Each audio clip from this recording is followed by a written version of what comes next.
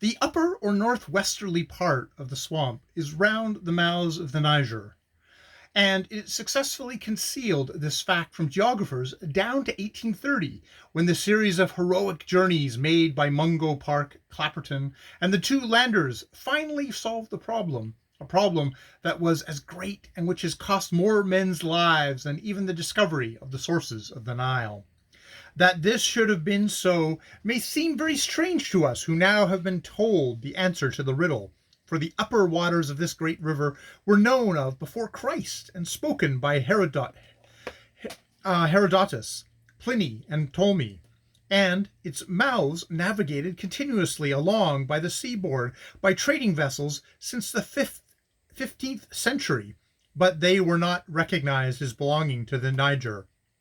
Some geographers held that the Senegal or the Gambia was its outfall, others that it was the Zaire, Congo, others that it did not come out on the west coast at all, but got mixed up with the Nile in the middle of the continent, and so on. Yet, when you come to know the swamps, this is not so strange.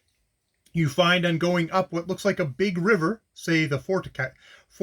Cados, 2.5 miles wide at the entrance and a real bit of the Niger, before you are up it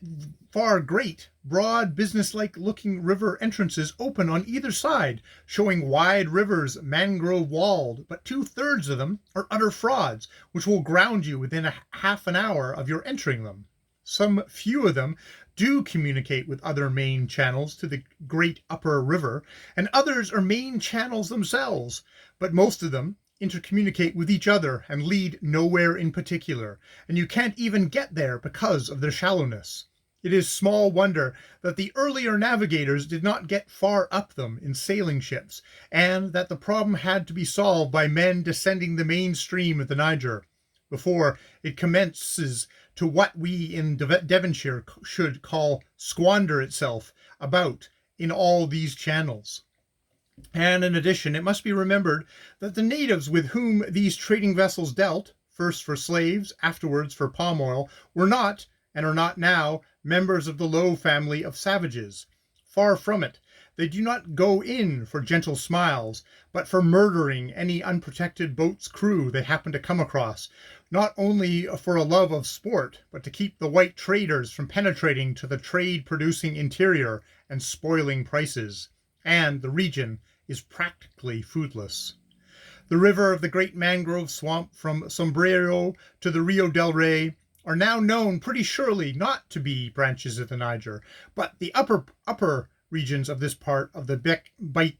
are much neglected by English explorers. I believe the great swamp region of the Bight of Biafra is the greatest in the world, and that in its immensity and gloom, it has a grandeur equal to that of the Himalayas.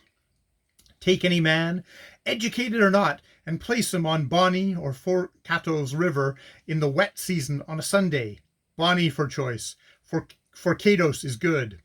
You'll keep Forcados scenery indelibly limned on the tablets of your mind when a yesterday has faded from its page, after you have spent even a week waiting for the Lagos branch boat on its inky waters. But Bonny, well, come inside the bar and anchor off the factories. Seaward there is the foam of the bar gleaming and wicked white against a leaden sky, and what there is left of Breaker Island. In every other direction you will see the apparent endless wall of mangroves,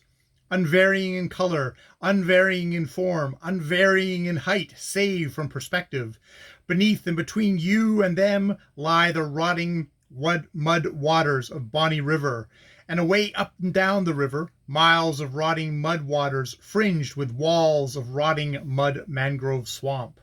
The only break in them, one can hardly call it a relief to the scenery, are the great gaunt black ribs of the old hulks, once used as trading stations, which lie exposed at low water near the shore, protruding like the skeletons of great unclean beasts who have died because Bonny water was too strong even for them.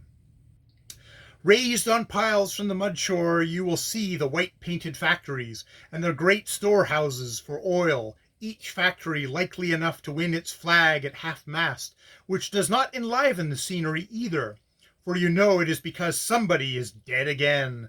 Throughout and over all is the torrential downpour of the wet season rain, coming down night and day with its dull roar. I have known it rain 6 mortal weeks in Bonny River, just for all the world as if it were done by machinery, and the interval that came then was only a few wet days, whereafter it settled itself down to work again in the good West Coast waterspout pour for more weeks. While your eyes are drinking in the characteristics of the bonny scenery, you notice a peculiar smell, an intensification of that smell you noticed when nearing Bonny in the evening out at sea. That's the breath of the malarial mud, laden with fever, and the chances are you will be down tomorrow. If it is near evening time now, you can watch it becoming incarnate, creeping and crawling and gliding out from the side creeks and between the mangrove roots, laying itself upon the river, stretching and rolling in a kind of grim play, and finally crawling up the side of the ship to come on board and leave its cloak of moisture that grows green mildew in a few hours over all. Noise you will not be much troubled with. There is only that rain, a sound I have known make men who are sick with fever well nigh mad, and now and again the depressing cry of the curlews which abound here. This combination is such that after 6 or 8 hours of it, you will be thankful to hear your shipmates start to work the winch. I take it you are hard up when you relish a winch, and you will say, let your previous experience of the world be what it may, good heavens, what a place. 5 times I've been now in Bonny River, and I like it. You always do get to like it if you live long enough to allow the strange fascination of the place to get a hold on you. But when I first entered it on a ship commanded by Captain Murray in '93 in the wet season, i.e. in August, in spite of the confidence I'd had by this time acquired in his skill and knowledge of the West Coast, a sense of horror seized on me as I gazed upon the scene, and I said to the old coaster who then had charge of my education, good heavens, what an awful accident we've gone and picked up the sticks. He was evidently hurt and said, Bonny was a nice place when you got used to it,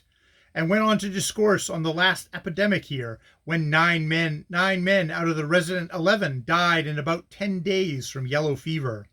Next to the scenery of a river, commended me for cheerfulness to the local conversation of its mangrove swamp region, and every truly important West African river has its mangrove swamp belt, which extends inland as far as the tide waters make it brackish, and which has a depth and extent for the banks depending on the configuration of the country. Above this belt comes uniformly a region of high forest, having towards the river frontage clay cliffs, sometimes high, as in the case of the old Calabar at Abido, more frequently dwarf cliffs, as in the Forcados up at the Waree and in the Ogwe, for a long stretch through Kama country. After the clay cliffs region you come to a region of rapids, caused by the river cutting its way through a mountain range. Such ranges are the Palambala, causing the Livingstone Rapids of the Congo, the Sierra del Cristal, those of the Ogwe, and many lesser rivers, the Rumbi and the Omon ranges, those of the old Calabar and Cross rivers.